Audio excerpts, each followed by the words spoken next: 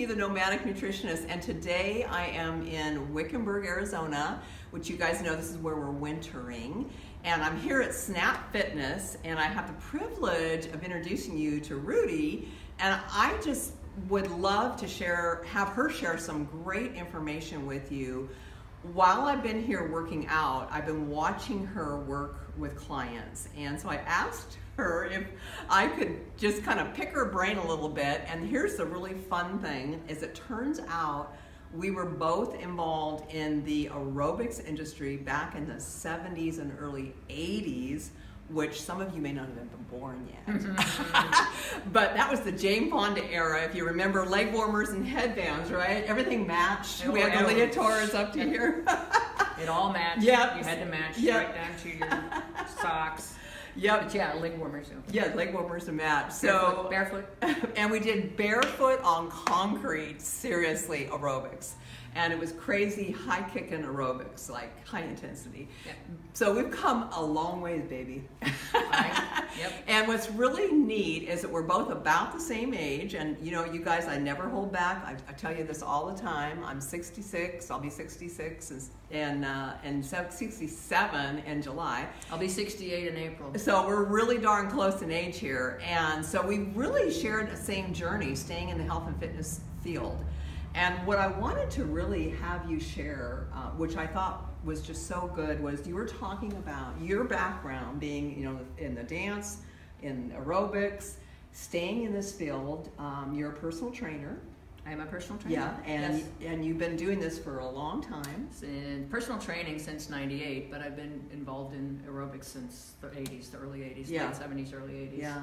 And so you were sharing with me during one of those periods of time in there, you were in Boston and Tufts University was there. Yes. And you were telling me a little bit, tell us a little bit about that. I thought it was so neat that, you know, Tufts what University you saw. Yeah. did the original studies on aging people. It was thought back in the day that as you got older, as a person got older, there was nothing that could be done to stop the aging process or slow down the aging process. So what they did was one of the researchers from Tufts took a bunch of grad students into a nursing home and they made them exercise. They made them do weight training. They made them stand up and sit down and do whatever it was that they could do. And they were really surprised and extremely pleased to find that the seniors were responding by getting stronger. Some of the grad students were taking my classes at the time, and they came in and they're like, oh my God, this is so awesome. You should see these people. They were in wheelchairs and now they're on walkers, and the ones that were on walkers are using canes, and the ones that were using canes aren't using canes anymore. They're stronger, they feel better, they're sleeping better, they're eating better. And it was new at the time. That was unheard of. So here we are, a generation later, Yeah. still doing this stuff because we believe in it, because it's true. You can change how fast your body ages. You cannot change the fact that it does age, but you can change how fast it ages. So your physiologic age does not match your chronologic age. Yay. I am almost 68 years old, Yeah. but my body is not 68 years old. It is younger than that, Right. and that's because I have exercised for all of this time. And it's important, especially when you get to be my age. A lot of people around here, anywhere else that you go, and you see people that are of a certain age that they just can't. They can't get up out of a chair. And if they were ever on the floor, that would be the end of it. They would be on that floor until somebody came along and found them and helped them get up. And I do not want to go down that road, and I don't want anybody that I know here at this place or anywhere else that comes in and takes classes here to go down that road either, because you don't have to. It's not a given. Yeah, and I love that, the distinction between biological aging and chronological aging. You know, yeah, we're gonna all have a birthday. Yeah. We can't change that, but we can absolutely change biological aging. So tell me, in your opinion, having worked in this field for so long, and especially here in Wickenburg, and this is a snowbird community, so like me, I'm down here for the winter, so you get a lot of influx of older people at this time of the year. What would you say are like the top 3 things that as we age we need to address outside of nutrition and eating in the physical realm? What would you say are the top 3 things when you're working with people you need to address? Most of them are worried about balance as they get older. They lose the ability to balance. It has to do with not being able to hear, not being able to see as well, or inactivity. That's another reason for it. Bone density, especially for older women. As we go through menopause or have gone through it, then you lose bones. Exercising helps keep the bones dense. You want them dense. You want them to be useful to you. You don't want them to turn into balsa wood. Yeah. Flexibility. Flexibility. Yeah. Flexibility. Yep. Balance, flexibility. Yeah. Strength. Yeah. Bones. Yeah. Those are big things. Balance, flexibility, strength, and bones. Yep. Those are some big ones. Yep.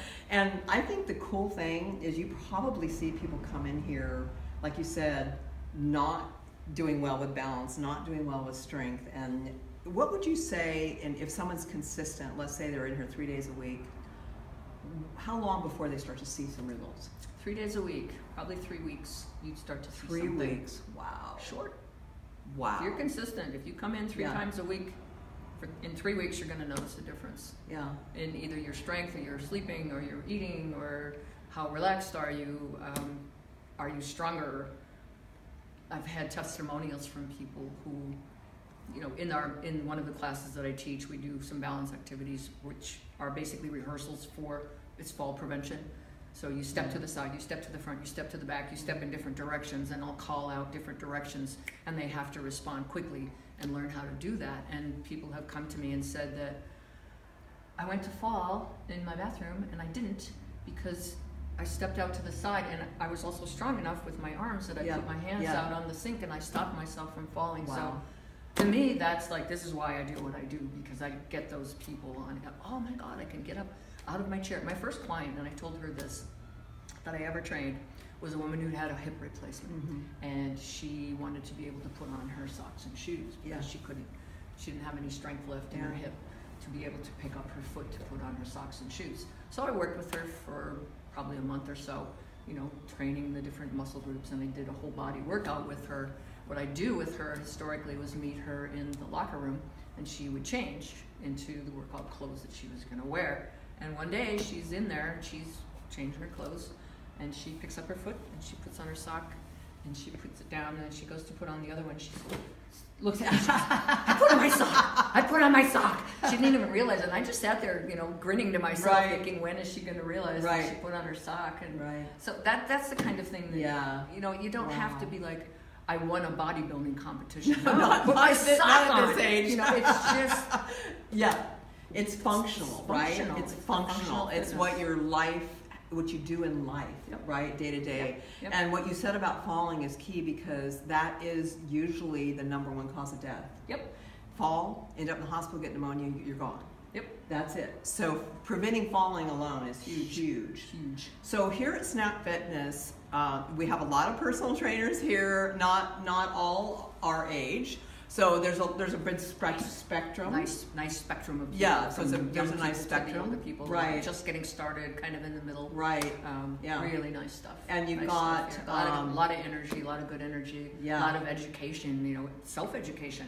The trainers that are here are all very busy learning how to become better trainers. That's so awesome. So it's and we're in an aerobics room here where you have a lot of classes, and you teach classes in here. I do. And what classes do you teach? I teach one class 3 times a week called it's called Tone Stretch. It's basically a low impact aerobic class. It's an hour, and then I usually get about 10 minutes at the end to put in a little bit of weight training. I've been doing it for a very long time, and I really enjoyed doing that class. The other class that I teach is this Silver Sneaker class, or the Senior Moves class, which is mostly a chair class, but the seniors use free weights. They use ball for hand strength. They use tubing for various exercises that can be done with the tube, either sitting, mostly sitting. I don't usually do the tube standing. And then we do balance activities, and then a little bit of movement through space, usually sometime during the class. Stand up, sit down, get behind the chair, lift your legs to the side, do heel raises, hamstring curls in the back of the chair, whatever I haven't done already in the class. Try to gear it so that everybody can have some kind of measure of success. If there's somebody that needs modifications, then I make sure that I tell, no, you don't do this one, you do this instead. Somebody's body. So really, any point in your level of fitness, you could come here. Absolutely. Yeah, and I think that's what's really cool. is it's not, you're not going to come in here and be intimidated by the bulked out guys blowing and going and slamming weights, right? I mean, you might hear that every once in a while, but you could feel really comfortable coming here, and I think that's what's really neat. Yeah. And the last thing that we just want to touch on right here at the end is nutrition. And I always say you can't outrun your fork. That's my line, because I tell people say, well, I'm working out, I just don't understand why my body's not changing, why things aren't. Well, because what are you eating, what are you drinking? Mm-hmm. And I'm sure that you agree that health and nutrition and fitness all kind of tied. You can't just, you got to have both. And I'm super excited because we're going to be doing a question and answer here at the gym. We don't have a date yet. I think it's the first week of March. I'll be here a couple in the mornings, and I think in the evening I'm going to be here, and you guys can come. And I'm going to throw it open for you guys to ask some questions. I've been in the health and fitness field, like I told you, since '79. I've been a nutritionist for, it feels like forever. I've seen everything come down the pike for diet and everything. I mean, all the fads, all the things. Seriously, in 30-something plus years, I've seen it all. Mm-hmm. So I love the fields, that has opened up in the field of nutrition. There's a lot more education, and I'm constantly trying to stay on top of what's happening. Mm-hmm. So come and ask your questions. If I can't answer them, I can find an answer for you. And that's what I always say. There's always an answer out there. I have some great colleagues, some people I can reach out to if I don't know the answer. But, nutrition, huge, combination, especially as we're aging, to really jump on that. And of course, you see the age-related diseases, which are diabetes and heart disease and cognitive decline. All preventable. So it's really crucial and reversible. Yes. So just like you're talking with the physical body, when we take in the foods, it's amazing what can happen. Yep. Food is energy, food is information, food is encoded in your genetics. So, when you start changing your food, boy, things can really big. Yep. So thanks so much. I appreciate you. Remember, this is yours. It's the only one you have. Yeah. And if you don't take care of your body, where are you going to live? I love that. Yes, if you don't take care of your body, where are you going to live? I love that. I just want to, just one more thing, because that just made me think of something. I've been watching a lot of the Olympics. And they had an advertisement that I thought was so good. And it was for 23andMe, which is your gene testing. And the guy starts off by saying, you're going to only get one car in your lifetime, and there's a little boy, and you get to pick out your car. And you're going to get that one car for the rest of your life, And they show him picking his car out and getting older and going along with the car and everything, and how he takes care of it and changes the oil and, does everything for that car, because he only gets one car. And then they say, in the ad, but you only get one body. So would you take as good care of your body as you did if you only have one car in your lifetime? I think that's a good point, right? Yep, absolutely. So we just invite you guys, I think this is going to be on the Snap Fitness Facebook page. We definitely want you guys down here. If you're not coming regularly, come. We're behind you, rooting for you. We want you to be vitally healthy, alive in the aging process. It doesn't matter if you're 20 now, or you're 80 now, it doesn't really matter. You can start anywhere. And we just want to encourage you to come on down, check it out. It's a beautiful facility. It is a beautiful facility. And we would love to, we'll put the date on there for when we're going to be doing the health question and answer. So thanks for joining us today. Bye for now.